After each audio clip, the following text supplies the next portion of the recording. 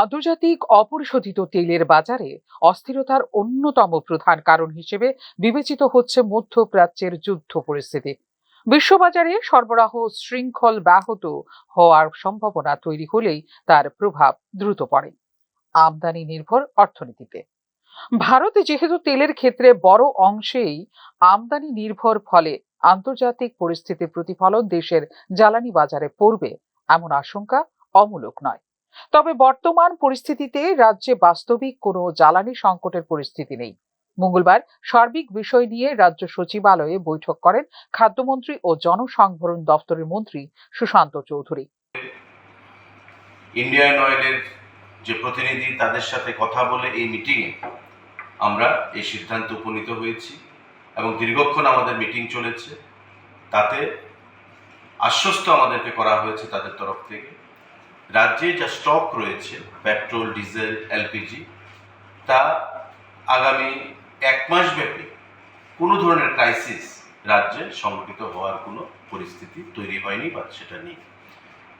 Normally আপনারা জানেন যে যখন বর্ষার সিজন শুরু হয়, আসাম আগরতলা রোডে যখন কোনো রেলওয়ে ট্র্যাক ডিরেলমেন্ট হয় বা পাহাড়ে ল্যান্ডস্লাইড হয়, তখন পণ্য নিয়ে বা পেট্রোল ডিজেল নিয়ে যে ট্যাঙ্কারগুলো বা সেই ট্রেন আসতে যখন অসুবিধা হয়, তখন আমাদের সেই ক্রাইসিসটা শুরু হয়। কিন্তু এখন সিজন বা এখন যা পরিবেশ রয়েছে, আবহাওয়া রয়েছে, তা সম্পূর্ণ সুন্দর আবহাওয়া। রাজ্যের মধ্যে যা মজুত রয়েছে, সেটা আমি বললাম যে আমাদের রাজ্যে যে মজুত রয়েছে পেট্রোল, ডিজেল এবং এলপিজি, তা প্রায় 1 মাসের স্টক রয়েছে। আলোচনার মাধ্যমে সেটা উঠে এসছে। সুতরাং অযথা পেট্রোল এবং যে পাম্পগুলো রয়েছে পেট্রোল এবং ডিজেলের জন্য মানুষের মধ্যে যে একটা উৎকণ্ঠা, মোটর বাইক নিয়ে, গাড়ি নিয়ে যে একটা দীর্ঘ লাইন, লম্বা লাইন আমরা পরিলক্ষিত করছি 2 দিন ব্যাপী, সেই লাইন যেন আগামীকাল থেকে বা আজ থেকে এটা আপনারা অযথা সেই লাইনে দাঁড়াবেন না, মানে এতে করে মানুষের মধ্যে উৎকণ্ঠা তৈরি হয়। পেট্রোল, ডিজেল, এলপিজি সিলিন্ডার এবং অন্যান্য পেট্রোপণ্যের পর্যাপ্ত মজুদ রয়েছে বলে বৈঠক শেষে জানিয়েছেন তিনি। সচল আছে সরবরাহ ব্যবস্থাও। তবুও পাম্পগুলিতে দীর্ঘ লাইনের চিত্র দেখাচ্ছে যে সংকটের আশঙ্কা বাস্তবের চেয়ে মনস্তাত্ত্বিক প্রভাবে বেশি সক্রিয়। মার্চেন্ট অ্যাসোসিয়েশনের প্রতিনিধিরা তারাও এসেছিলেন আমাদের মধ্যে।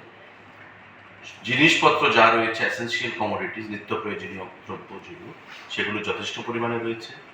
মধ্যপ্রাচ্যে যুদ্ধ হচ্ছে, তার জন্যে এই এলাকায় বা এই রাজ্যে যদি জিনিসপত্রের দাম বৃদ্ধি করে দেওয়া হয় কালোবাজারের দ্বারা, তবে দপ্তর কিন্তু তাতে সরকার কঠোর পদক্ষেপ গ্রহণ করবে।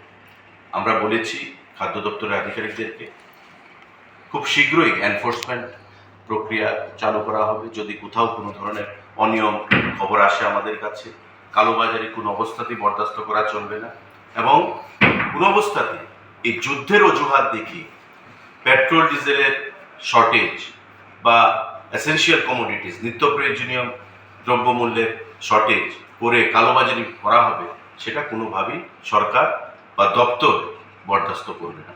আমরা কিছুক্ষণ আগে মাননীয় সেক্রেটারি ফুড, আমাদের director food, petrol pump dealer অ্যাসোসিয়েশনের প্রতিনিধিরা, মার্চেন্ট অ্যাসোসিয়েশনের প্রতিনিধিরা, আধিকারিকদেরকে নিয়ে আমরা মিটিং সংগঠিত করেছি এবং দপ্তরের মন্ত্রী হিসাবে আমি প্রতিটি অংশের মানুষকে আশ্বস্ত করছি যে বর্তমানে যথেষ্ট পরিমাণ পেট্রোল, ডিজেল এবং এলপিজি মজুদ রয়েছে, কোথাও কোনো ধরনের শর্টেজ নেই বা দাম বাড়ারও সেখানে চান্স নেই। অর্থনীতির ভাষায় একে বলা হয় প্যানিক বাইং বা আতঙ্কজনিত ক্রয় প্রবণতা। সাধারণ মানুষ যখন সম্ভাব্য মূল্য বৃদ্ধি বা সংকটের আশঙ্কা করেন, তখন আগাম মজুতের দিকে ঝোঁকেন তারা। এর ফলে প্রকৃত সংকট না থাকলেও চাহিদার সাময়িক চাপ তৈরি হয় এবং বাজারে সৃষ্টি হয় অস্বাভাবিক পরিস্থিতির। এই প্রবণতা নিজেই একটি স্বয়ংসম্পূর্ণ চক্র, যেখানে আতঙ্ক সৃষ্টি করে আরো আতঙ্ক। এই প্রেক্ষাপটে উচ্চ পর্যায়ের বৈঠক অনুষ্ঠিত হয়েছে সচিবালয়ে। বাজার পরিস্থিতি, মজুদের অবস্থা এবং সরবরাহ চেইনের সক্ষমতা পর্যালোচনা করা হয় বৈঠকে। মজুতদারি ও কালোবাজারের বিরুদ্ধে কঠোর নজরদারির নির্দেশ দেওয়া হয়েছে প্রশাসনের পক্ষ থেকে। ইতিহাস বলছে, আন্তর্জাতিক অস্থিরতার সময় কিছু অসাধু ব্যবসায়ী কৃত্রিম সংকট তৈরি করে অতিরিক্ত মুনাফা অর্জনের চেষ্টা করে থাকে। বিশেষজ্ঞদের মতে বাস্তব সংকট ও কৃত্রিম সংকট দুইয়ের পার্থক্য স্পষ্ট রাখা জরুরি।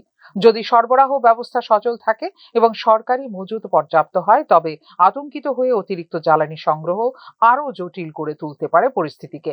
একই সঙ্গে সরকারকেও স্বচ্ছ তথ্য প্রবাহ নিশ্চিত করতে হবে, যাতে গুজব বা অপপ্রচার বিভ্রান্তি সৃষ্টি না করে জনমনে। সব মিলিয়ে মধ্যপ্রাচ্যের যুদ্ধ পরিস্থিতি নিঃসন্দেহে প্রভাব ফেলতে পারে বৈশ্বিক জ্বালানির বাজারে, কিন্তু বর্তমান পর্যায়ে রাজ্যে জ্বালানির সরবরাহ স্বাভাবিক আছে, এমনটাই জানিয়েছে রাজ্য প্রশাসন। পরিস্থিতি কোন দিকে মোড় নেবে তা নির্ভর করবে আন্তর্জাতিক বাজারের গতি প্রকৃতি ও অভ্যন্তরীণ সরবরাহ ব্যবস্থার দক্ষতার উপর। এই ক্ষেত্রে বাস্তব পরিস্থিতির সঙ্গে জনমানুষের আশঙ্কার ব্যবধান কমিয়ে আনাই হলো আপাতত সবচেয়ে বড় চ্যালেঞ্জ। ফিউরো রিপোর্ট, নিউজ নাও।